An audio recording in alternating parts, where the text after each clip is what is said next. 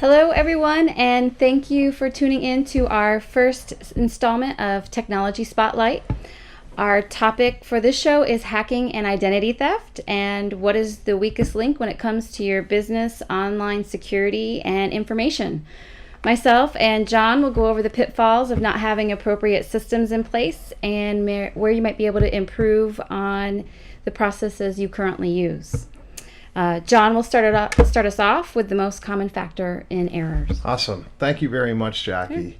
I love this topic. It's so exciting because it's moving so rapidly, and there's so much danger, and so many people are being affected that, from a passion perspective, from my heart, this rings true. So I'm so glad that we started the Technology Spotlight with hacking and your weakest link in hacking. And what that is, and what we're going to be talking about today, is people. People are your biggest problem area when it comes to protecting personal information, protecting your money, protecting your reputation, etc. People, process, technology is what we're going to be talking about that, because people get confused with security and they think, oh, I'm going to buy all these controls, I'm going to throw all this money at it, I'm going to throw all these systems in, I'm going to be protected, and hackers, we can leave our hackers in the back room. My name is John Flory. I have a company of hackers. And what we do is we get paid to break into businesses physically, cyberly, and socially to tell them where they're vulnerable.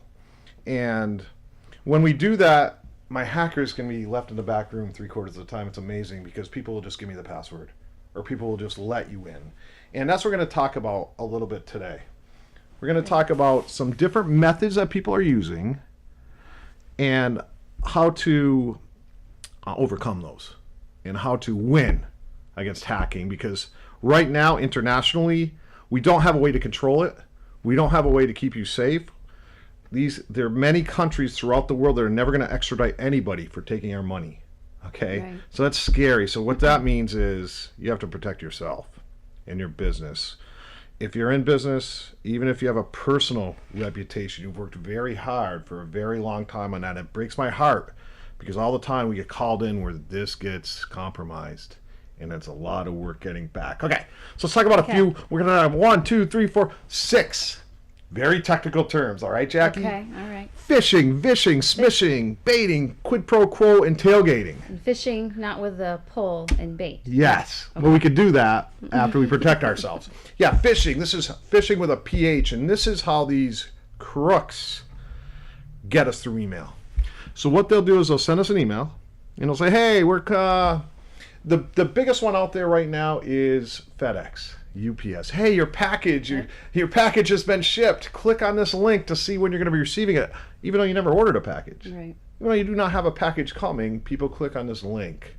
So phishing is very dangerous because our curiosity and our greed generally allows us to click on links that are not good. And once we click on this link, you can have all the money and technology in the world, and it doesn't matter. It's going to be compromised. So people are important. The next we're going to talk about is vishing. Vishing is a voice. We call people on the phone. I'm going to give you a couple of vishing examples. We're going to give you a couple of vishing examples in a few minutes. We're going to talk about vishing. That's just people simply calling you, okay, and asking you for information. Smishing, new one. Smishing's new. It's hot. Yeah, SMS, text. I got one last week from Best Buy. I won a TV for $1,000 for a contest that I never entered. Okay, so you click on that link and you're done. You're not going to get a TV. Okay, you're going to be on TV possibly. Baiting. Baiting's big. Baiting is USB or a CD or some type of media, removable media. So what we'll do for baiting when we're testing companies, when we're trying to figure out where they're vulnerable and where they need help, is we bait them. And how we bait them is we'll take a USB that's infected with a virus. We'll put it in an envelope, and we'll put something on the envelope like CEO salary. Okay, and we'll leave the envelope in the elevator, and guess what? Plugged in. Plugged in. Your IT folks did all this work. It's gone. Doesn't matter. It's irrelevant. Quid pro quo is an old one. Quid pro quo, something for something. So, hey, John, fill out all this information. Tell me your life story, and I'll give you a free pen. Okay, quid pro quo, something for something. Another way people get baited. Another way people get taken advantage of. And the last thing I'm going to talk about is tailgating. And not the football party. Not the football party, not me on the highway. Tailgating is where somebody lets you into the building, where there's access into the building. They've spent the money, they've got the controls, they've got all this technology, and then somebody just lets you in. Well, a couple ways we do it. One way is we carry a big box. Hey, somebody wants to let you in. People want to be nice, they want to be friendly, they don't know what to do, etc. Another way we get in is we will case the joint. Okay, we'll case it and we'll find out when the smokers smoke. And guess what? We'll show up with them one day. We'll smoke a cigarette and we'll show up with them. And then we'll show up the next day, and the next day. By day 4, they're saying, hey, you're coming in? Follow me right in. These are very scary scenarios that happen every day. So we're going to talk about how to protect yourselves. And at the end of this segment, we're going to have something on the screen because you might have questions for us. And we're definitely available. And that's really what we're here for. This is a service to help make people aware, because it's our passion. Hi, Jackie. That's all very interesting. Do you have any real life examples that you've been a part of when it comes to hacking? Yeah, unfortunately. Yeah, a ton of them. I'll go through a couple quick ones right now. One I call the telephone man. We love this one because it works so often and it's so simple. We'll call up somebody, we'll call up a business, and we'll get the receptionist and we'll say, hey, you got a bad phone line. I can't really hear you. You're not very clear. Your phone line is very bad, and we'll hang up. And then somebody else will call from a different telephone number and say, you know what? You have static on your line. Hang up. We go in the back room. We call it the bat room. We put on our telephone company uniforms. We show up and say, hey, we're the telephone. We got our phone here. We're the telephone company. We understand you're having phone problems, and we need to come in and fix that for you. And what we get is, oh, yes, people are yelling at me. Please come in, fix. For Brian, this is Jason down at the help desk. Oh, hey, how are you? Hey, how's it going? I'm calling Good, to let you know I screwed up and made a mistake, and I'm calling to apologize. I went to reset someone else's Windows credentials, and I accidentally reset yours. Okay. I apologize. It's not going to affect you right now if you're logged in, but the next time you log in, it probably did put it back to the default. All right. So I'm just calling to let you know. All right. Now I'm looking at the screen now. I have two choices. I have reset password, or I have a field that I can enter it. If it'll be easier for you, I can just enter your old one. So we don't. All right. I'm not sure what we're talking about exactly, but you're out of White Plains? I am down at White Plains. Okay. And I'm not sure what the credentials. What does that mean? The window Control Delete, the Windows password. That's the one I reset for you. Oh. The password, just to log in the morning you're talking about? That's right. In the mornings, you log in, maybe after lunch, whenever it times out. Oh, yeah. Yeah, okay, well, that's no big deal. Yeah, if you want me to enter your old one, I can enter that right now. I'm looking right at the screen. Would that be easier? Sure. Okay. I deleted it. You want to let me know? I'll type it in right now. Yeah, capital R. Yep. And then it's rubber. Oh. R. Okay. Do you have a number with it? 88. Okay, cool. Hey, thanks for being so understanding. I'll do this right now, and we'll be good to go. Yeah, it's no big deal, really. Thanks. All right. Thanks, man. I'll talk to you later. All right, I'll see you. Wow, that's you can see how that could happen very easily. Yeah. In the day-to-day. Yeah, it absolutely does. It's scary when we play these clips for people that own businesses or people that have responsibility in businesses. It goes right through them, because they can see their people doing that or understand that their people could do that so easily. So it's important.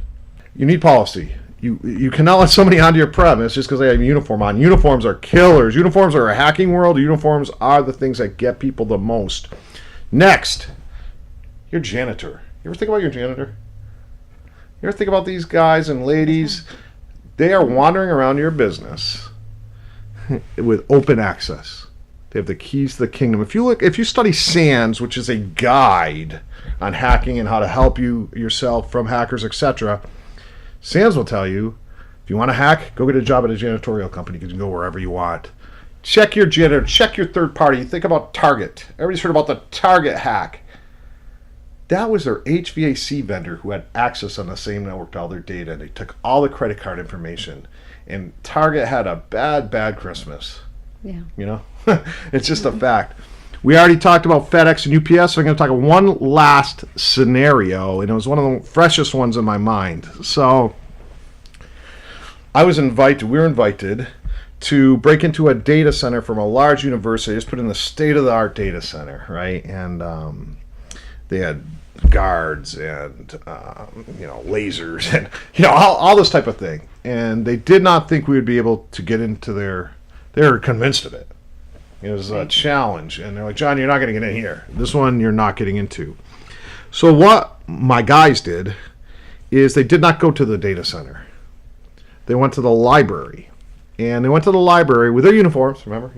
As copier repairmen. Said, hey, we have to check the toner levels of your copier. They get let in, got a piece of letterhead from the university, researched, found out who ran the university, and wrote themselves a note into the data center on their letterhead. And it's scary because not only did they get in, but the guards were talking to them, joking. We filmed the whole thing. Hey, here's your data backups. Here's your backup tape. See? So it's a very scary thing when this happens. All right. Well, now that we've given you possible issues that could arise and scared you, we now want to talk about the value of having the right solutions in place and how that actually brings value to your business or secures the value you have. Yeah, and great. We're talking solutions here. We're not talking just FUD, fear, uncertainty, and doubt. We're going to talk about great things, solutions. There's ways we can help. The first thing that is so important that you have to understand before anything else is security is a verb. Security is continuous. Please do not do a one-time test and then think you are secure from that test because your risk changes. Hire a new person, add a new technology, etc. So a solution has to be ongoing and continuous to be effective. That's the first thing. The second thing, people, process, technology in that order. We talked about it before, right? People think, I'm just going to throw all this technology at it and I'm going to be safe. It is not the case. People, process, technology. So we're going to start with people. Train your people. Train them. There's security awareness programs available, tremendously cost effective, that take you through scenarios when they get an email or when somebody calls them on the phone, etc. And make it personal. Make it so it means something to them. When they go home, when they're using social media, when they're on their personal computer, the same things are happening.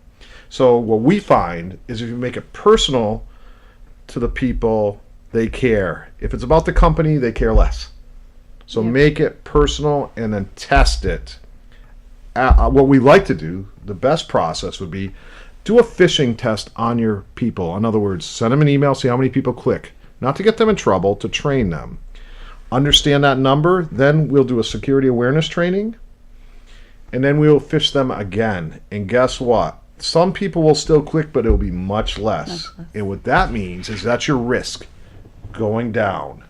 And we start a plan and a program where we document your risk going down. So that's people. Train your people, test your people, measure your people. Secondly, remember people, process, technology, policy. That's important. Remember we talked about coming to the front door. There's got to be a policy. Who authorized it? Where is the person? That type of thing. Policy is absolutely key. It's also key in case something happens. Vermont will be in here, the state, asking you for a breach notification policy or incident response policy if something does happen. And if you don't have those policies, it could be fines, it could be problems that you do not want. People are hacked every day. We are responding to people getting hacked several times a day. You only hear about some of them.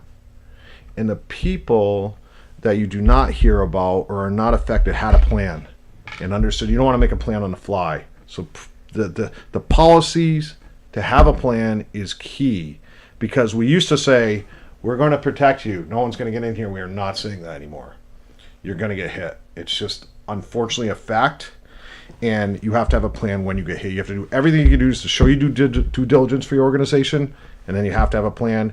And then the last is technology. Once we understand the people in the process, we will add technology layers to help. And we're going to be talking about those in later segments. Different technologies, tools, or we like to call them, to help make your business safe. Right. So be proactive in your security.